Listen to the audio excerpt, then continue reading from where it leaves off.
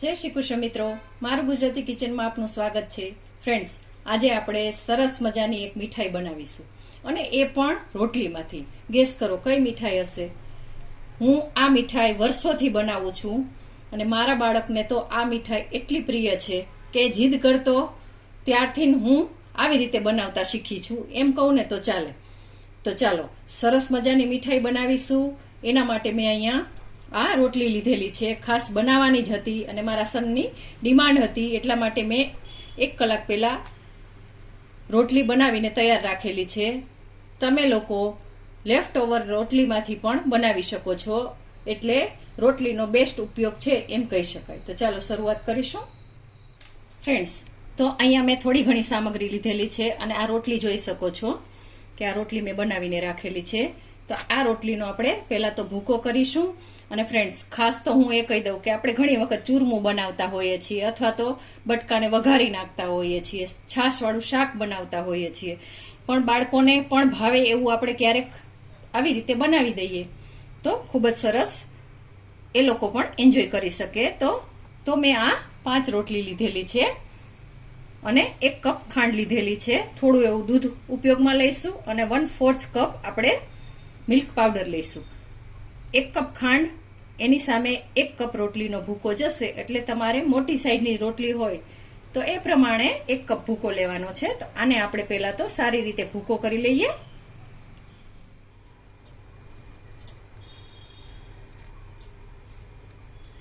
જુઓ, આવી રીતે નાના ટુકડા કરી અને આપણે સરસ રીતે ભૂકો કરવાનો છે.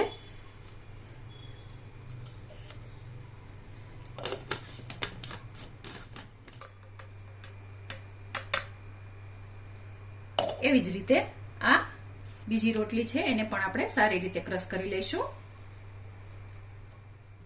ફ્રેન્ડ્સ, એક પેન લીધેલી છે અને એમાં આપણે જે 1 કપ ખાંડ નાખેલી છે એ લઈ લઈશું અને સાથે જ 1 કપ પાણી લઈશું અને આની સરસ એવી આપણે ચીકણી ચાસણી બનાવીશું. હા ફ્રેન્ડ્સ, આપણે સરસ મજાના વધેલી રોટલીમાંથી ગુલાબજાંબુ કરીએ છીએ. જુઓ, બસ આને સારી રીતે સહેજ ચીકણી એવી ચાસણી બનાવી લઈશું. અને સાથે જ ફ્રેન્ડ્સ, હું અહીંયા ઇલાયચીનો ભૂકો એડ કરું છું.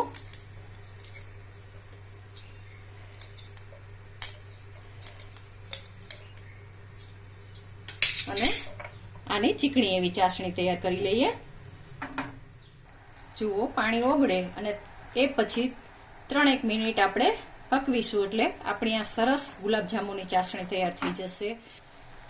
ફ્રેન્ડ્સ, જુઓ સરસ રીતે આપણી આ ખાંડ ઓગળી ગઈ છે. હવે આપણે 3-1 મિનિટ રહેવા દઈશું. અને ફ્રેન્ડ્સ, એટલા સરસ જાંબુ બને છે કે તમે ગેસ્ટને આપશો તો ગેસ્ટ પણ ઓળખી નહીં શકે કે કહી નહીં શકે કે આ ખરેખર રોટલીના ગુલાબજાંબુ છે. મારા ઘરે હું વર્ષોથી બનાવું છું એટલા માટે કહું છું. જુઓ, જોતામાં આપણી આ ચાસણી પણ ખૂબ સરસ રીતે તૈયાર થઈ રહી છે. એક વખત ચેક કરી લઈશું.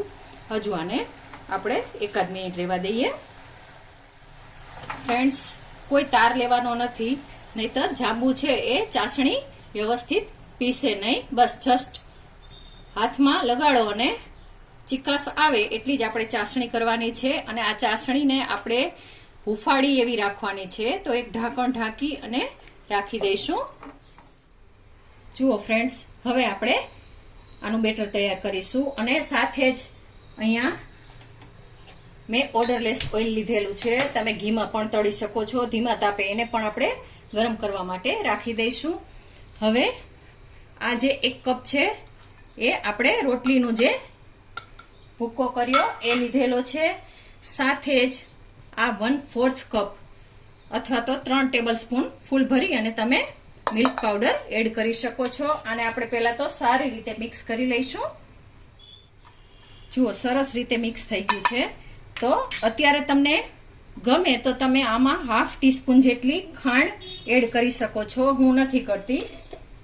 અને 1/4 ટીસ્પૂન જેટલો ઇલાયચી પાવડર એડ કરેલો છે. સાથે જ આ 1/4 ટીસ્પૂન જેટલો બેકિંગ સોડા એડ કરેલો છે, એટલે કે ખાવાનો સોડા એડ કરેલો છે. અને આને આપણે પહેલા તો સારી રીતે ફરીથી મિક્સ કરી લઈશું. ફ્રેન્ડ્સ, 5 મિનિટમાં બની જાય. જો રોટલી તમારી પાસે તૈયાર હોય વધેલી અને મીઠાઈ બનાવી હોય તો 5 મિનિટમાં બની જાય છે. ખાલી રેસ્ટ આપવાનો સમય જ અલગ જાય છે. તો બસ, હવે આ મેં દૂધ લીધેલું છે. તમે પાણીથી પણ આની કણેક તૈયાર કરી શકો છો. મેં અત્યારે 1/4 કપ જેટલું દૂધ લીધેલું છે, પરંતુ 2 ટેબલ સ્પૂન જેટલું દૂધ જશે. અને હળવા હાથે આને તૈયાર કરવાનું છે, એ વાતનું ખાસ ધ્યાન રાખીશું. જુઓ, આવી જ રીતે હળવા હાથે મિશ્રણને તૈયાર કરીશું.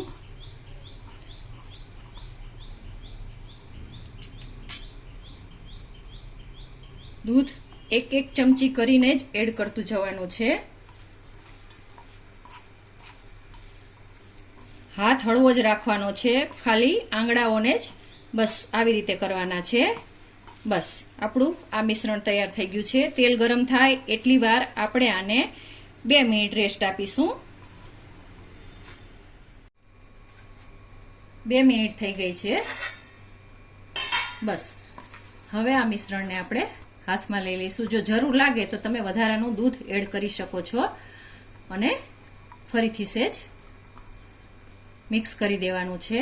હવે એક તેલ આવ્યું છે કે નહીં એના માટે એક નાની એવી આપણે ગોળી મૂકીશું. હળવા હાથે જ વાળવાની છે ફ્રેન્ડ્સ, નહીતર જાંબુ એકદમ કડક થશે. હા, સરસ એવું આપણું જુઓ બબલ થાય છે અને ધીમે ધીમે ઉપર આવશે.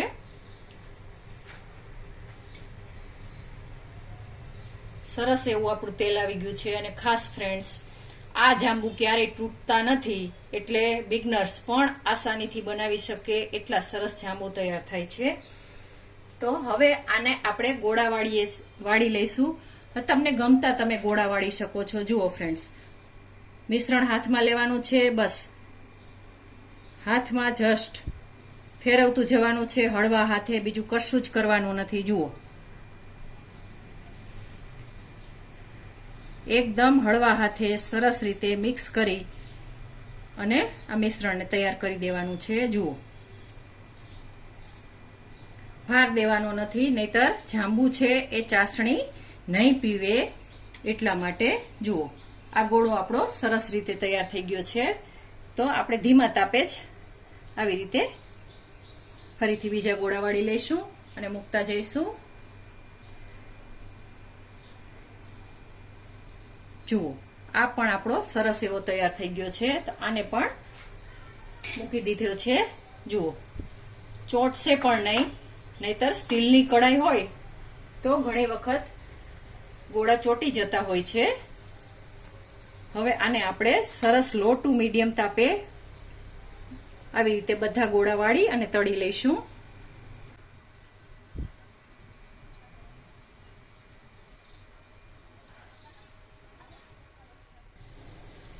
જુઓ ફ્રેન્ડ્સ, આપણા બધા જાંબુ સરસ રીતે આપણે વાળી અને એડ કરી દીધે છે.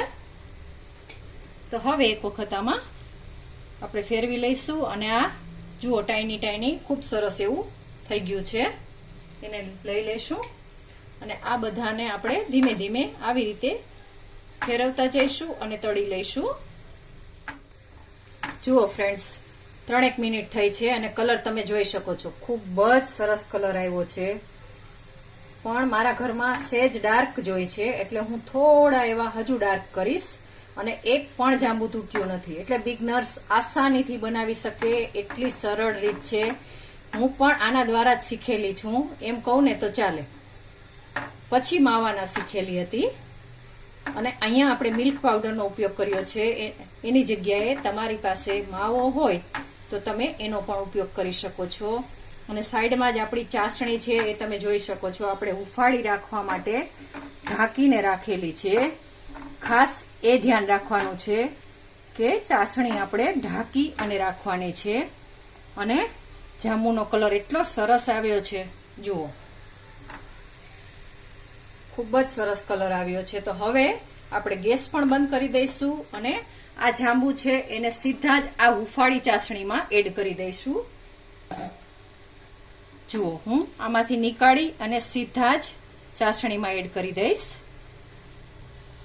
બસ આવી જ રીતે આપણે બધા જ એડ કરી દેવાના છે. જુઓ ફ્રેન્ડ્સ, બધા જ જાંબુ આપણે આમાં એડ કરી દીધેલા છે અને હવે આને આપણે 2 કલાકનો રેસ્ટ આપી દઈશું અથવા તો 1 કલાકનો રેસ્ટ આપીશું અને પછી આને ચેક કરીશું. જુઓ ફ્રેન્ડ્સ, 1 કલાક થઈ ગઈ છે અને આપણે જાંબુ ખૂબ જ સરસ રીતે તૈયાર થઈ ગયા છે. જુઓ, એકદમ સરસ એવા તૈયાર થયા છે. બધા જ ખૂબ સરસ તૈયાર થયા છે અને ટેક્સચર પણ બતાવું. જુઓ, એકદમ સોફ્ટ છે.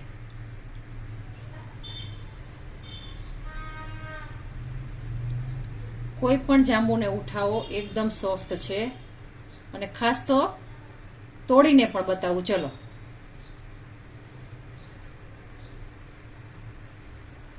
પ્લેટમાં લઈ લઈએ.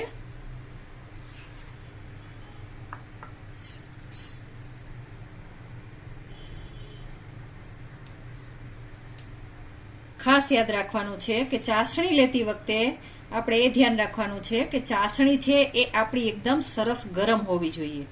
જુઓ, એકદમ સરસ એવું આપણું સોફ્ટ એવું જાંબુ તૈયાર થયું છે, આપ જોઈ શકો છો. અને ટેસ્ટમાં કોઈ ફરક નથી પડતો, સેમ ટેસ્ટનું આવે છે. એટલા માટે ચોક્કસથી આ બનાવવા જેવા ખરા. ચલો, હવે આને આપણે સર્વ કરીશું. તો ફ્રેન્ડ્સ, તૈયાર છે આપણા આ સરસ એવા રોટલીમાંથી બનતા ગુલાબજાંબુ. ફ્રેન્ડ્સ, તમને મારી આ રેસીપી પસંદ પડી હોય તો મારી ચેનલને લાઇક, શેર અને સબસ્ક્રાઇબ ચોક્કસથી કરજો. આભાર મિત્રો. જય શ્રી કૃષ્ણ.